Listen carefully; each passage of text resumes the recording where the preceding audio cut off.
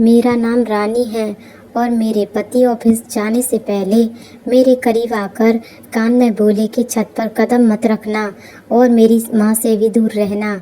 मेरी शादी को 2 हफ्ते हो गए थे और हर दिन मेरे पति ऑफिस जाने से पहले यह बात मुझे याद दिलाकर जाते थे। मेरे दिल में तरह तरह के सवाल उठते थे, मगर यह सोचकर चुप हो जाती थी कि अभी नई नई शादी हुई है। यह ना हो कि मेरे पति को मेरा सवाल जवाब करना अच्छा ना लगे। मेरे पति ऑफिस चले जाते और मेरी नंद स्वाति स्कूल चली जाती तो मैं भी अपने कमरे में चली जाती थी, लेकिन मेरी सास बार बार बहाने बनाकर मेरे पास आना चाहती थी, मगर मैं अपने पति के डर की वजह से उनसे दूर ही रहती थी। 2 बजे के करीब मेरी नंद स्वाति स्कूल से वापस आ जाती थी और अपने कपड़े बदले बिना ही छत पर चली जाती थी। स्वाति छत पर पूरा दिन बिताकर आती थी।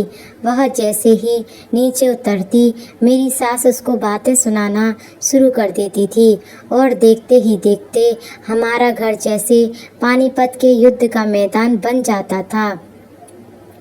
पहले तो मुझे लगता था कि मेरी सास स्वाति के साथ इसलिए झगड़ती थी क्योंकि वह स्कूल से वापस आने के बाद बैग खोलकर भी नहीं देखती थी, मगर अब मुझे इस घर में आए हुए 2 हफ्ते हो गए थे।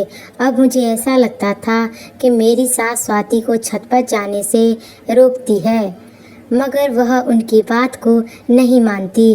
फिर शाम को जब मेरे पति आते तो सीधे स्वाति के कमरे में चले जाते। न जाने दोनों बहन भाई घंटे भर क्या मीटिंग करते रहते थे। स्वाति के कमरे से निकलकर वह सीधे छत पर चले जाते और वहाँ भी काफ़ी देर तक बैठे रहते। मैं कमरे में बैठी यह सब देखती रहती। शाम को जब मेरे पति कमरे में आए तो मैं मुंह फुलाकर बैठ गई। वह मुझे देखकर हंस पड़े और बोले, आज तो सूरज सवा हाथ पर है, ऊपर वाला रहम करे।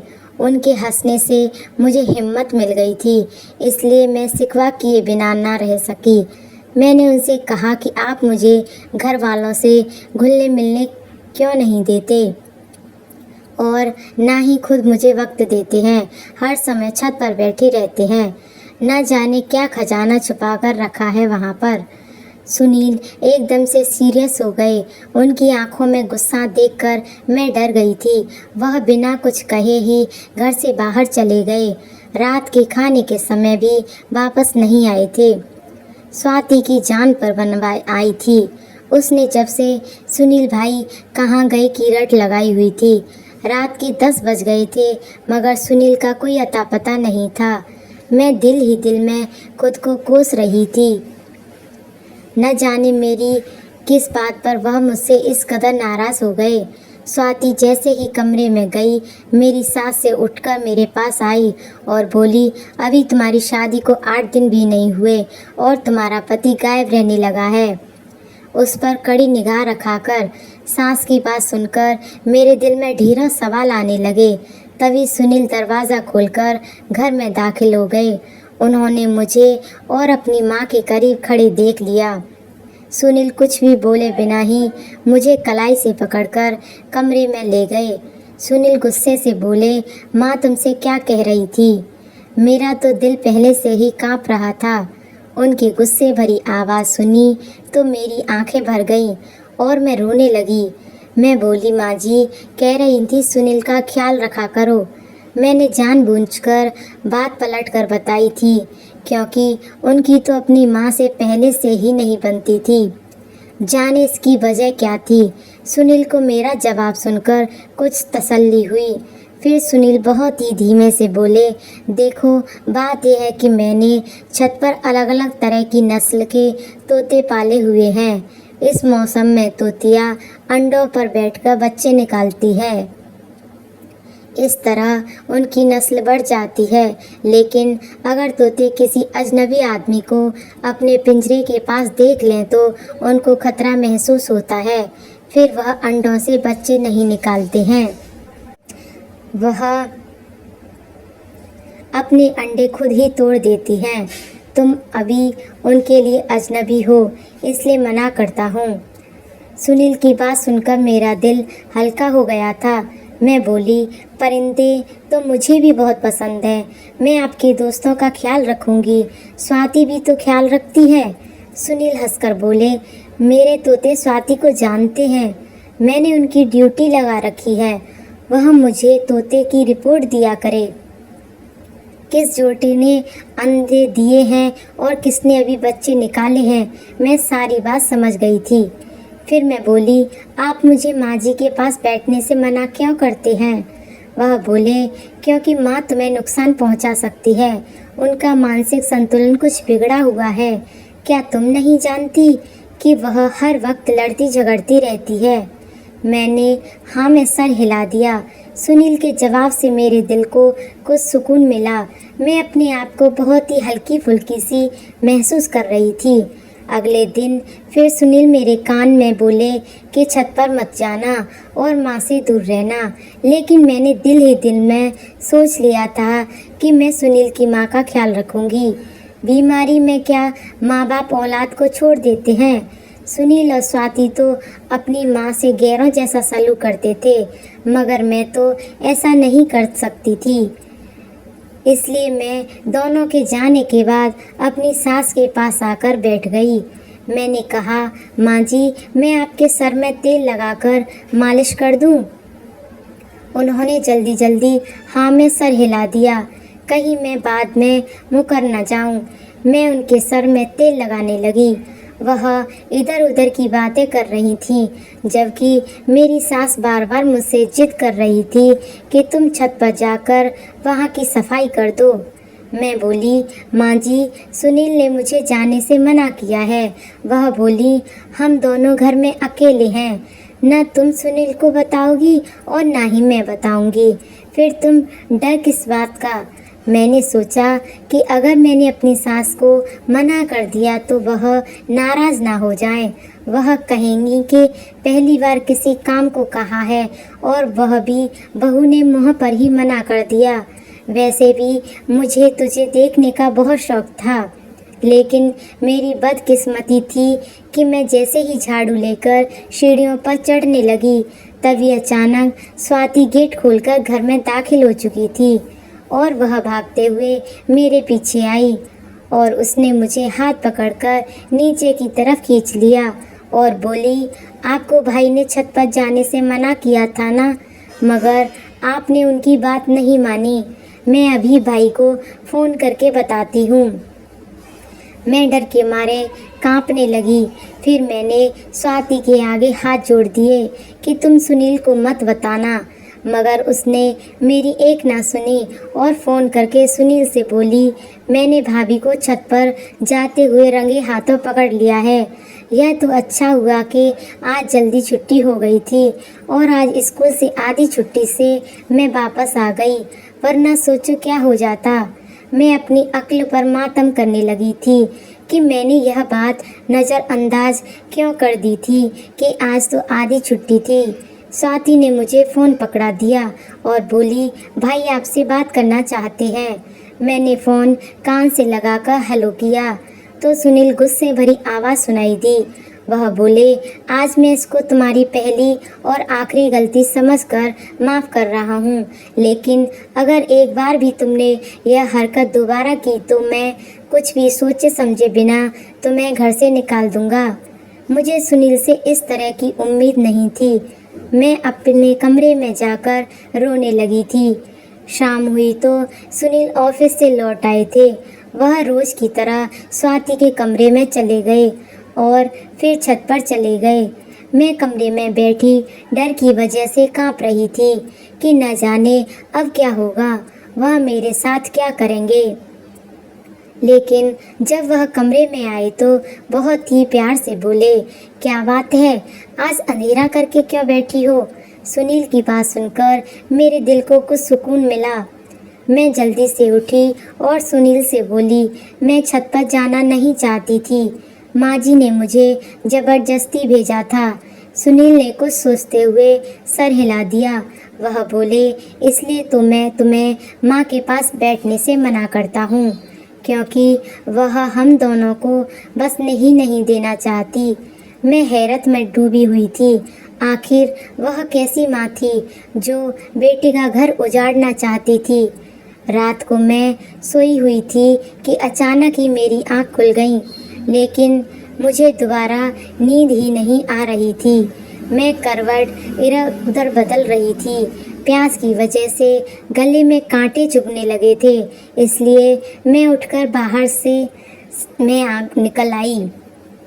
मगर मुझे हैरत तब हुई जब मैंने स्वाति को अपनी सास को सर जोड़कर बैठे देखा था। न जाने वह दोनों आपस में क्या खुसर फुसर कर रही थी। मैं दमे कदमों से अपने कमरे में वापस लौट आई। यह बात तो जाहिर थी कि मेरी सास और स्वाति ही अंदर से एक दूसरे से मिली हुई थी। वह सुनील की आंखों में धूल झोंकने के लिए आपस में लड़ रही थी। फिर रात को न जाने क्या क्या प्लान बनाती थी। अब मुझे समझ आ गया था कि आज का वाक्य भी एक सोची समझी चाल थी। माँ जी ने मुझे उसी वक्त छत पर भेजा जब स्वाति की वापसी का वक्त हो गया था, लेकिन फिर दिल में यह ख्याल उठता कि सुनील ऐसा क्यों करते हैं। तोते तो अक्सर घरों में पाए जाते हैं, मगर इस कदर एहतियात उससे पहले देखने को नहीं मिली थी। मैंने सोच लिया था कि मैं इन तीनों को बेनकाब करके ही रहूँगी। अगले दिन ऑफिस जाने से पहले सुनील ने मुझे फिर वही बात कही जो हमेशा वह मुझसे कहते थे। सुनील और स्वाति के जाने के बाद मैं भी अपने कमरे में चली गई। मेरी सास मुझे बार बार आवाज़ देती जा रही थी। वह कभी कहती थी आकर मेरे पैर दबा दो, तो कभी कहती कि सर में तेल लगा दो। दिल चाहता था कि उसकी बात मान लूं, मगर दिमाग बार बार मना कर रहा था, इसलिए मैं दिल दिमाग की जंग में फंसी रही, मगर कमरे से बाहर न निकली। दोपहर 1 बजे के करीब स्वाति घर आई थी। वह सीधा मेरे कमरे में ही आई। वह बोली, भाभी, मैंने महसूस किया है कि कल के झगड़े के बाद आप मुझसे नाराज़ सी हो गई हैं। मैं मुँह मसोड़ कर बोली, क्या नाराज़ नहीं होना चाहिए मुझे?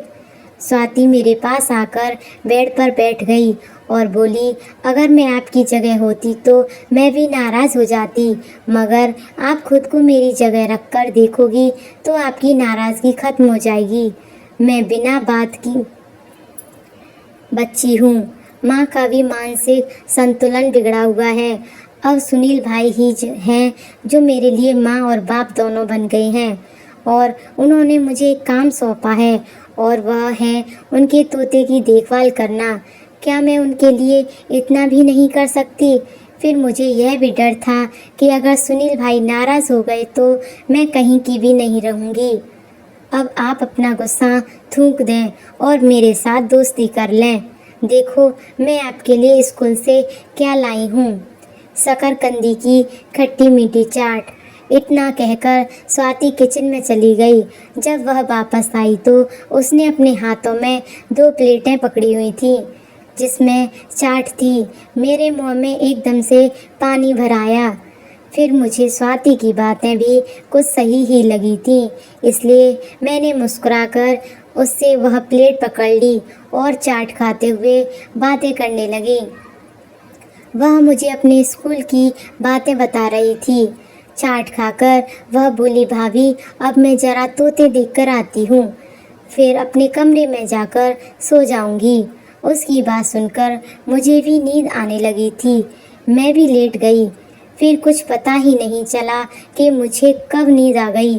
शाम गई, मेरी आँख खुली तो आँखों के आगे अंधेरा ही अंधेरा था। जी चाहा था कि फिर मैं सो जाऊं, मगर हिम्मत करके उठ बैठी।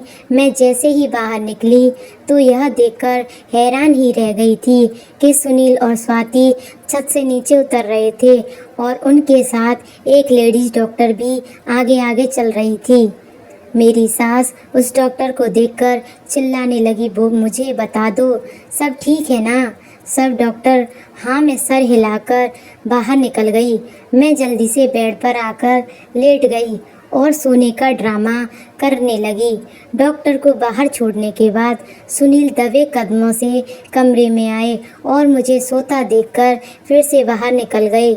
मैं हैरान थी कि मैं तो इस टाइम कभी भी नहीं सोती थी। आज यूं अचानक कैसे सो गई, लेकिन इस बारे में मैंने ज़्यादा ध्यान नहीं दिया था। मैं तो बस यही सोच रही थी कि वह डॉक्टर छत पर क्या करने गई थी। क्या तोते के भी डॉक्टर होते हैं? यह सब बातें मुझे बहुत परेशान कर रही थी। मुझे अपनी सास की बातें समझ आने लगी थी। शायद वह मुझे ऊपर इसलिए भेजना चाहती थी कि वहाँ कोई राज मेरा इंतज़ार कर रहा था, जो सुनील मुझसे छुपाना चाह रहे थे। लेकिन मैं सुनील की नाराज़गी मोल लेकर कोई राज जानना नहीं चाहती थी, क्योंकि मुझे अपने पति से बहुत मोहब्बत थी। आधा घंटे में इसी तरह पड़ी रही। फिर जब मैं बाहर निकली तो स्वाति से पहले मैंने पूछा कि सुनील कहाँ है। उसने आंखों में हैरत भरी नज़रों से मुझे देखा और घबरा कर बोली, भाभी इस टाइम सुनील भाई कहाँ होते हैं? अपनी ऑफिस ना, आज भी वह वहीं पर ही होंगे। स्वाति मुझसे न जाने क्यों झूठ बोल रही थी। फिर मैंने सोचा कि सुनील अभी थोड़ी देर बाद ही घर आ जाएंगे, मगर सुनील हमेशा की तरह 6 बजे के बाद ही घर लौटे थे। मैं उनको देखकर बोली, सुनील आप कहाँ गए थे? उन्होंने मुझे ऐसी नज़रों से देखा जैसे मैंने कोई गलत सवाल पूछ लिया हो। वह बोले, मैं तो ऑफिस से इसी वक्त लौटता हूँ, तुम ऐसा क्यों पूछ रही हो?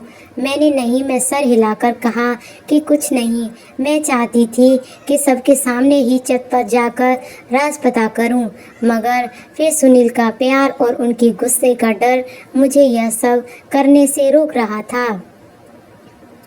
अब यूं ही गुजर रहे थे, लेकिन मेरा सब्र बढ़ता ही जा रहा था। यूं ही मैं एक दिन सहन में बैठी बाल संवार रही थी कि मुझे किसी की चीख की आवाज़ सुनाई दी। मैंने अपनी सास की तरफ देखा और उन्होंने मेरी तरफ देखा। फिर चीखों की आवाज़ बढ़ती ही जा रही थी। यह आवाज़ छत से आ रही थी। मेरी सास की घुटनों में दर्द रहता था। वह सीढ़ियाँ नहीं चल सकती थीं, लेकिन यह आवाज़ सुनकर वह अपना दुख दर्द सब कुछ ही भूल बैठी थीं और छत पर चढ़ने की कोशिश करने लगी थीं। अभी उन्होंने 2 सीढ़ियाँ ही चढ़ी थीं कि घुटने ने जवाब दे दिया। मैं यह सब परेशान होकर खड़ी देखती रही और यही सोच रही थी कि क्या करूं। तभी मेरी सास ने अचानक मेरे पांव पकड़ लिए और रोते हुए बोली, जाओ छत पर चली जाओ, उसे जाकर बचा लो, तुम्हें ऊपर वाले का वास्ता। चीखों की आवाज़ बढ़ती ही जा रही थी। मैं कुछ भी सोचे समझे बिना ही ऊपर की तरफ भाग कर गई।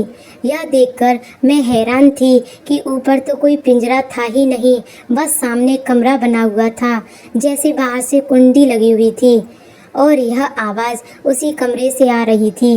मैंने जल्दी से दरवाज़ा खोला तो ऊपर किसी तोते का नामो निशान ही नहीं था। वहाँ तो एक लड़की पेट पकड़कर रो रही थी।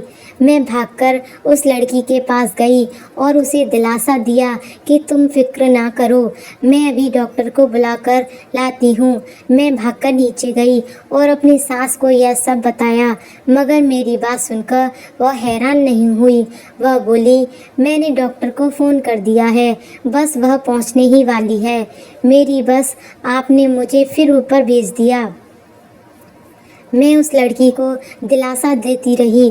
थोड़ी देर बाद डॉक्टर भी आ गई और उसने मुझे कमरे से बाहर भेज दिया। कम से कम आधे घंटे बाद मुझे बच्चे की रोने की आवाज़ सुनाई दी। डॉक्टर बोली, बेटा हुआ है। फिर मैं उस बच्चे को लेकर नीचे आ गई। इतनी देर में स्वाति भी स्कूल से लौट आई। वह बच्चे को देखकर हैरान रह गई। मैंने कहा, देखो तुम्हारे भाई की तोते ने अंडे से बच्चा निकाल दिया है। स्वाति का चेहरा लाल पड़ गया। वह जल्दी से कमरे की तरफ भागी और सुनील को फ़ोन करके उन्हें घर आने को कहने लगी। वह जब घर लौटे तो बड़े बौखलाए हुए थे। मैं उन्हें बच्चा दिखाकर बोली, किस पर गया है यह? वह मुझे नज़रअंदाज करके ऊपर चले गए। फिर स्वाति और सुनील दोनों उस लड़की को लेकर नीचे आए। मैं खुद को उस घर में अजनबी सा महसूस कर रही थी। मुझे कोई राज में शामिल ही नहीं करना चाहता था। मुझे लगा कि शायद यह लड़की सुनील की पत्नी है, इसलिए तुम मुझसे छुपा छुपा कर रखते थे। मैंने फैसला कर लिया था कि मैं यह घर छोड़कर चली जाऊंगी। मैं कमरे में आकर अपना सामान पैक कर रही थी जब सुनील कमरे में आए और मुझे देखते रहे, फिर बोले, यह क्या कर रही हो तुम? मैंने कहा, मैं अपना घर छोड़कर जा रही हूँ। सुनील बोले, मुझसे ऐसी कौन सी गलती हुई है जो तुम मुझे छोड़कर जा रही हो? मैंने कहा, ऊपर वाले ने आपको चांद सा बेटा दे दिया है और आपको क्या चाहिए? मेरी तो आपको पहले से भी कोई परवाह नहीं थी। ऑफिस से आकर आप तो स्वाति के पास बैठ जाते हैं, फिर आप छत पर चले जाते थे। मैं तो आपकी ज़िंदगी में कुछ हूँ ही नहीं। सुनील ने मेरे सामने से कपड़ों का वाला बैग उठा लिया और मेरा हाथ थाम कर बोले, मुझे अपने सामने बैठा लिया। फिर बोले, मेरी बात को बहुत ही ध्यान से सुनना। तुम जानती हो कि यह लड़की कौन है जो छत पर रहती है? यह मेरी सगी बहन है। यह जब 16 साल की हुई तो न जाने किस दरिंदे की बातों में आ गई। उस लड़के से छुपकर इसने शादी कर ली और यह प्रेग्नेंट हो गई। माँ ने यह बात मुझसे छुपा ली थी, लेकिन मुझे उसके बढ़ते पेट से अंदाज़ा हो गया था कि कुछ ना कुछ तो गड़बड़ है। मैंने उससे पूछा, वह छोटी थी तो डर गई और सब कुछ मुझे बताने के लिए तैयार हो गई, लेकिन उसने मुझे आधी बात ही बताई। जब मैंने उससे और बातें पूछने की कोशिश की तो वह रोने लगी। उसने मुझे अपने पति का नाम ही नहीं बताया। फिर मोहल्ले वाले को हम क्या बताते कि यह बच्चा किसका है? मेरी मासूम बहन बदनाम होकर रह जाती और हम भी किसी को मुंह दिखाने के लायक ना रहते। इसलिए मैंने उसको कहा कि वह छत पर ही रहे। वह इस बात पर तैयार हो गई, लेकिन माँ को लगता था कि मैंने और स्वाति ने उसको उसके जुर्म की सज़ा देने के लिए उसे छत पर कैद किया हुआ है।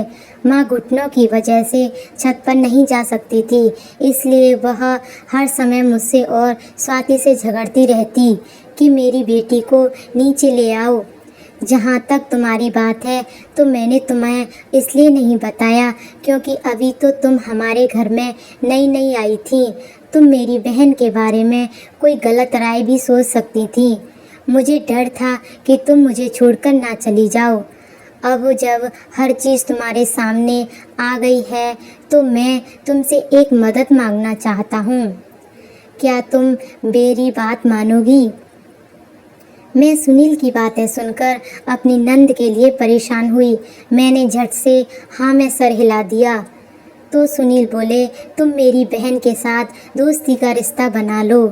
तुम ही वह इंसान हो जिसे वह अपना राज बता सकती है, क्योंकि उसने ना स्वाति को कुछ बताया है और ना ही माँ को। मैंने सुनील से वादा किया था कि मैं उससे पूछ कर ही रहूँगी। अब मैं हर समय अपनी नंद के साथ साथ रहती थी। मैं उसके बच्चे का बहुत ख्याल रखती थी। मैंने एक दिन उससे कहा कि वह बच्चा कितना बदनसीब है जिससे तो बाप का प्यार भी नहीं मिला।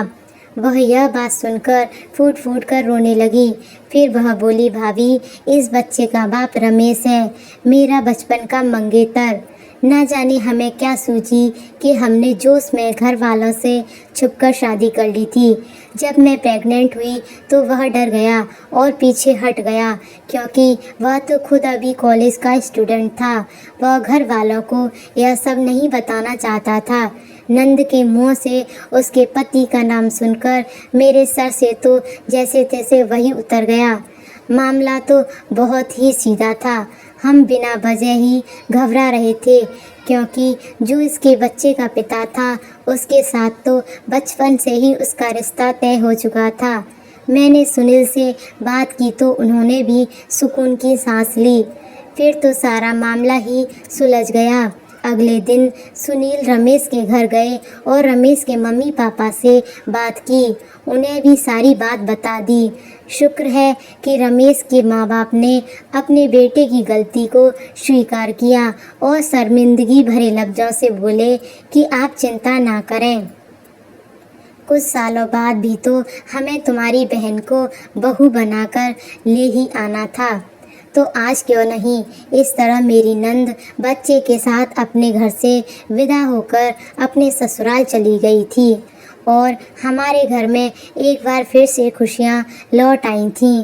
तो दोस्तों, यह थी हमारी आज की कहानी। आपका क्या कहना है इस कहानी के बारे में? कमेंट में करके ज़रूर बताएं और लाइक करके चैनल को सब्सक्राइब कर दीजिए।